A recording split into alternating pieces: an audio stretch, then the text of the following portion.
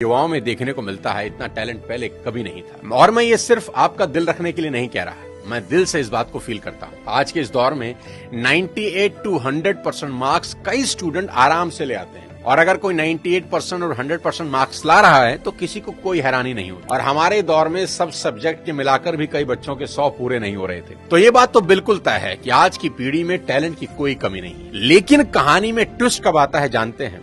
जब बच्चे 14 से 20 साल की उम्र में होते हैं, अब इनके हार्मोन्स जम करने लगते हैं, और इसका सबसे गंभीर असर ये होता है कि ये हार्मोन्स बच्चों को पेरेंट्स से दूर कर देते हैं, क्योंकि इस उम्र में बच्चों को चाहिए आजादी, और माँ बाप वो आजादी देते नहीं, क्योंकि वो जानते हैं इस तरह की आजादी के लिए ये उम्र सही नहीं है। तो पेरेंट्स रोकते हैं, समझाते हैं, उनको पता है ये उम्र फिसलने वाली है, यही वो उम्र है जिसमें फ्यूचर बन भी सकता है और बर्बाद भी हो सकता है।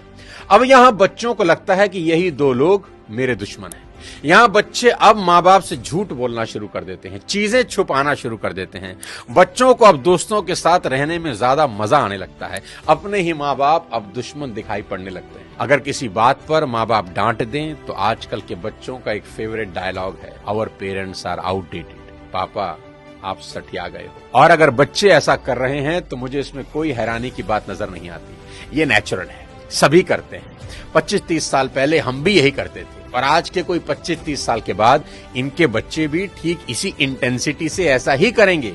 ये साइकिल चलता रहेगा। अरे आपको दिक्कत क्या है हमसे? कम से कम हम कोशिश तो कर रहे हैं ना।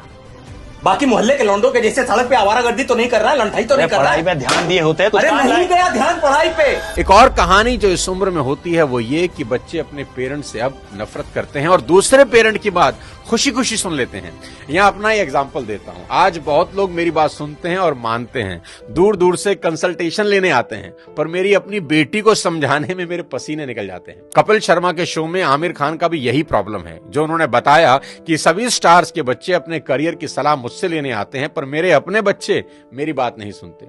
बच्चे बात सुने या ना सुने ये मेरी प्रॉब्लम नहीं है, मेरी चिंता कुछ और है, वो बताता हूं आपको। अभी कुछ दिन पहले मैं एज अ चीफ गेस्ट अपनी बेटी के स्कूल में गया, जहां उनकी प्रिंसिपल ने मुझे इनवाइट किया। उनका कोई एनुअल डे प्रोग्राम था।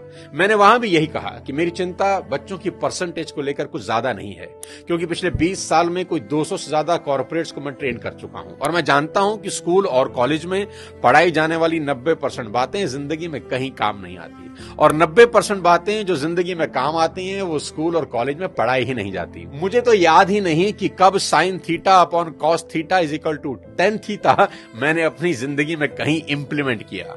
एज अ पेरेंट आज मेरी सबसे बड़ी चिंता ये